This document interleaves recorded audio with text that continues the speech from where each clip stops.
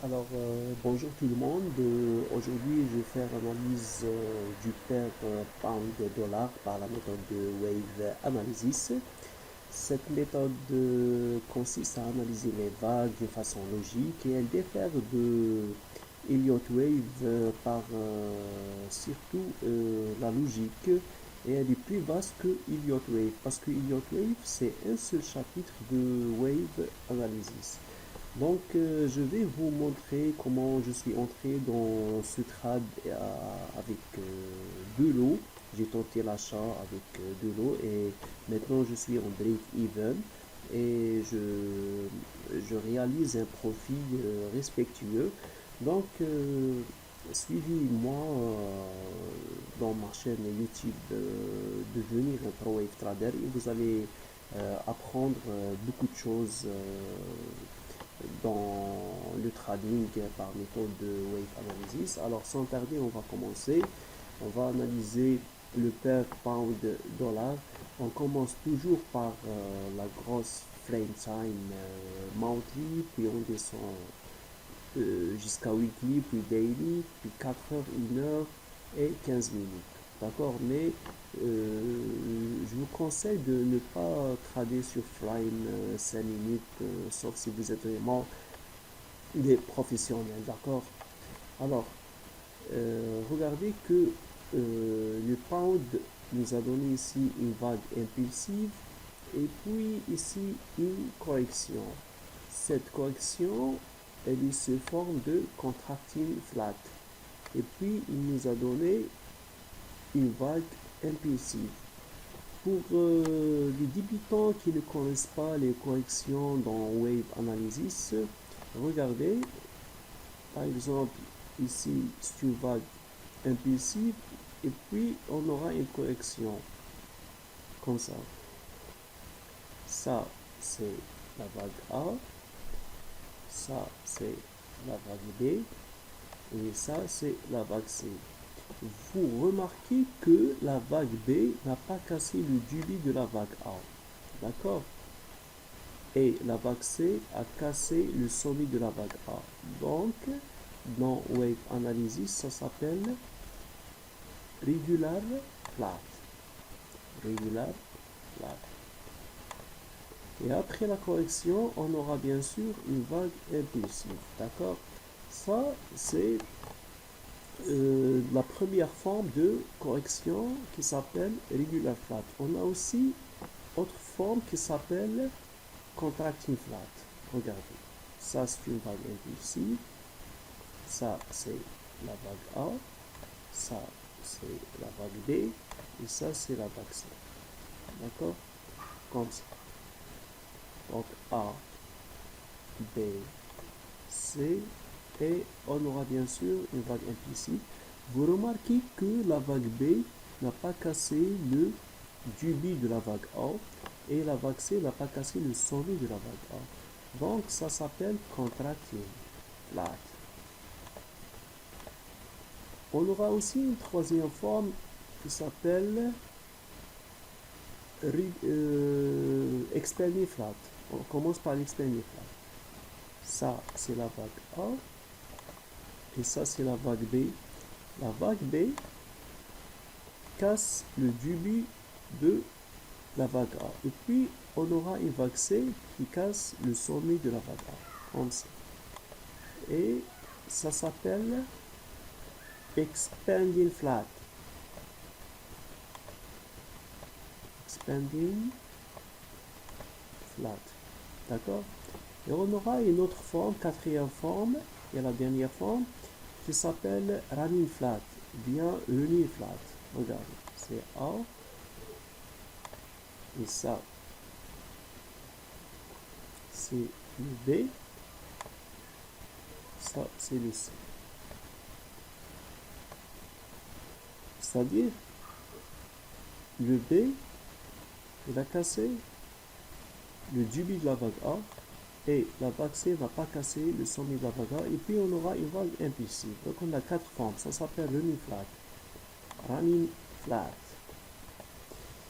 Très bien. Donc, Ici, j'ai une vague impulsive, une vague corrective, et puis une vague impulsive. Et tout ça, c'est une correction.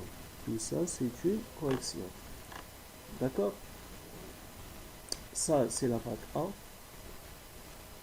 Ça, c'est la vague A. Tout ça, c'est la vague B.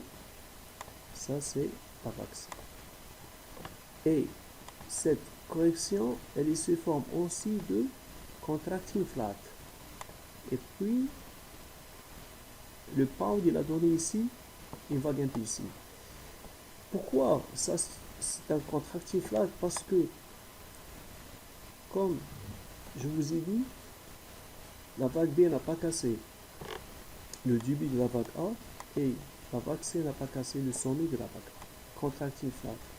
Vous remarquez que le pound, il a tendance de donner des corrections sous forme de contracting flat. Premier contracting flat et deuxième contracting flat. D'accord? Donc, c'est une vague impulsive et aussi ça, c'est une vague corrective. Regarde, là, c'est la vague A, tout ça, c'est la vague B et ça, c'est la vague C. On a A, B, C. Et vous voyez que la vague B n'a pas cassé le début de la vague A et la vague C n'a pas cassé le sommet de la vague A. Donc, ça s'appelle contracting flat. Donc, le pound, il a donné ici trois contracting flat. Premier contracting flat, deuxième contracting flat, troisième contracting flat. Et puis une vague impulsive. Très bien. Donc, dans Wave Analysis, il y a une appellation de la vague impulsive qui s'appelle W, X, Y, X, Z. Il y a aussi une appellation qui s'appelle WX, Y. Ici, cette vague, elle se forme de W, X, Y. C'est W, X, Y. Il ne s'agit pas de Elliott Wave, il s'agit de Wave Analysis, ou bien l'analyse des vagues. D'accord? C'est plus large que Elliott Wave, parce que je sais que beaucoup de gens disent que non, c'est pas, oui, c'est pas Elliott et c'est pas les vagues d'Elliott. Ça, c'est pas les vagues d'Elliott, c'est plus vaste que les vagues d'Elliott. Les Elliotistes sont perdants dans 95% des cas. Par contre, ceux qui tradent avec Wave Analysis, ils sont gagnants dans 95% des cas. Pourquoi? Parce que le marché, il donne des vagues. Donc, pour gagner, vous devez analyser les vagues. Et donc, il y a WXY et cette vague, et XY, elle est sous forme de W, plutôt, elle est sous forme de A, B, C. D'accord? A, B, C. Très bien. Il y a une autre appellation de la vague impulsive qui s'appelle ABC. Donc on a trois types. WXY, XZ, WXY et ABC. Ça c'est WXY et ça c'est ABC. Très bien. Donc, on a terminé l'analyse sur Frame Weekly. Je vais sur Frame Daily. Pourquoi? Parce que je dois analyser cette vague. D'accord? Cette vague, elle est claire, même je peux l'analyser sur Frame Weekly. Pourquoi? Parce que j'ai une vague impulsive et ça. C'est une correction. C'est clair que c'est une correction. C'est-à-dire que j'ai A, B, C. D'accord? Ça, c'est une correction. A, B, C. Donc, pour entrer dans le trait, pour que je tends l'achat, parce que normalement, une vague impulsive, une correction, une vague impulsive, je dois analyser la dernière vague, cette vague. Très bien. Cette vague n'est pas claire sur Frame Weekly. Bon, je descends forcément sur Frame Daily. Très bien. Donc, sur Frame Daily, je dois analyser cette vague. On s'est mis d'accord on s'est mis d'accord que cette vague, elle est une vague impulsive, et ça, c'est le B, ça c'est le C. D'accord. Donc, je dois analyser cette vague pour que je tends l'achat, mais avant de tenter l'achat ici, il faut analyser cette vague. Il faut analyser cette vague. Pourquoi? Parce que je dois savoir d'abord si cette vague est terminée, la structure de cette vague. Est-ce que cette vague est terminée en matière de structure? Sinon, si elle ne se termine pas, il peut donner ça. Bien sûr, il peut donner ça. C'est pour ça que je dois analyser cette vague. Donc, je dois descendre aussi sur frame 4 heures. Et maintenant, la vague C, elle est claire, c'est-à-dire les vagues sont évidentes. Je peux analyser maintenant. Donc, qu'est-ce que j'ai ici? C'est une vague impulsive. Pour moi, ça, c'est la vague A. Et ça, c'est la vague B. Et maintenant, on est dans la vague C. Ça, c'est possible. C'est possible. Ça, c'est un premier scénario. Donc, il y a un deuxième scénario. Je continue avec ce premier scénario. Alors, si cette vague est A, B, C, donc ça s'étend. Maintenant, je parle maintenant. Ça, A, B, C, c'est un ramiflage. Et le prix peut descendre en vague impulsive. D'accord? Ou bien, cette vague C, elle peut continuer comme ça. Et elle casse le sommet de la vague A. Et elle se transforme en expanding flat. Et le pound descend. D'accord? Ou bien, cette vague C peut monter et casser le sommet de la vague A. Il donne une correction. Il continue vers le haut et on élimine l'expanding flat.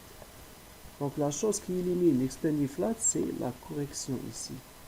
Surtout si cette correction est égale à cette correction. D'accord? Donc, je dois analyser cette vague. Là, j'ai une vague impulsive. Là, c'est une correction de cette vague. Et puis là, je suis dans une autre vague impulsive, normalement. Donc, je descends sur frame 1 heure. Alors, regardez, ça c'est une vague impulsive, ça c'est une correction. Et cette correction, elle correspond très bien à cette vague. Et maintenant, on est dans une autre vague impulsive. Donc, j'ai une vague impulsive. Et ça, c'est une correction de cette vague. Mais aussi, ici, il y a deux scénarios. Moi, je suis entré ici. C'est-à-dire, j'ai cette vague impulsive. Dès la cassure de cette vague, c'est-à-dire vague impulsive, correction, dès la cassure, je suis entré ici. J'ai tenté l'achat ici avec de l'eau. Et le prix casse le sommet de cette vague impulsive après la correction et il continue vers le haut. Mon stop loss c'était ici. Et après la cassure de ce sommet-là, je transforme mon stop loss en break-even. Maintenant, je suis en break-even. Donc même si le prix se retourne, il me fait sortir en break-even. Mais j'espère qu'il ne se retourne pas. D'accord? Parce que je vise le scénario de au moins l'expanding flat. Et puis, là, je suis dans une correction. Regarde. Donc le prix, donc ça peut être un expanding flat et le prix, il continue à monter. Ou bien le prix, il fait ça par exemple. Il fait une correction ici, et il descend jusqu'au ici. Et il donne une correction. À ce niveau-là, je prends le prix sell, je tends la vente de cette zone. Dès qu'il casse cette zone, je transforme en break-even. Et je laisse le prix parce que là je vais parler du deuxième scénario.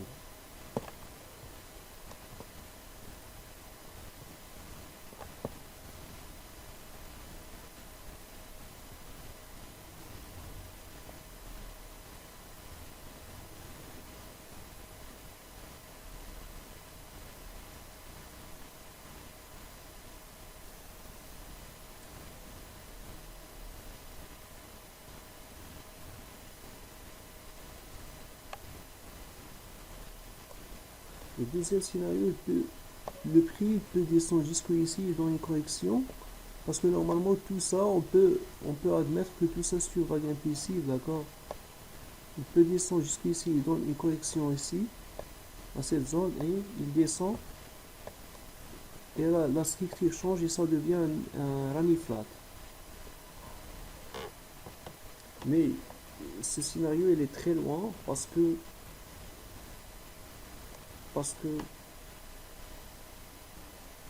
là, je tends l'achat et je suis encore dans l'achat, mais je sors pas parce que il peut donner une correction et il continue à monter. Il peut même casser ce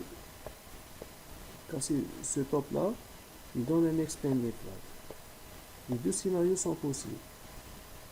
Les deux scénarios sont possibles.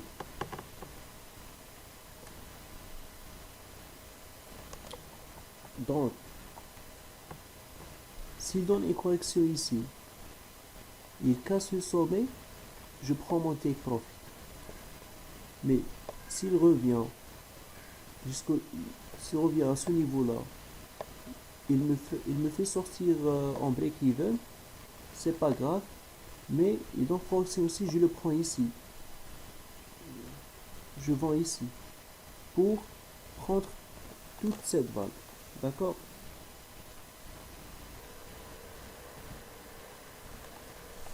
Je sais pas si vous avez compris. L'essentiel dans cette vague, il y a deux scénarios, A, B, C. Ça c'est un running flat, ou bien il peut donner ça. Expanding flat, il descend. Ou bien il y a un scénario qui élimine l'expanding flat, c'est que dès qu'il casse ce sommet, il donne une correction ici et il peut monter jusqu'à la cassure de ce sommet. Et après, on verra parce que la structure change. Wave Analysis, il analyse la structure. On ne se base pas sur la résistance, on ne se base pas sur les supports et les résistances parce que c'est complètement perdant. Les gens qui travaillent avec des résistances et des supports sont perdants dans 95% des cas.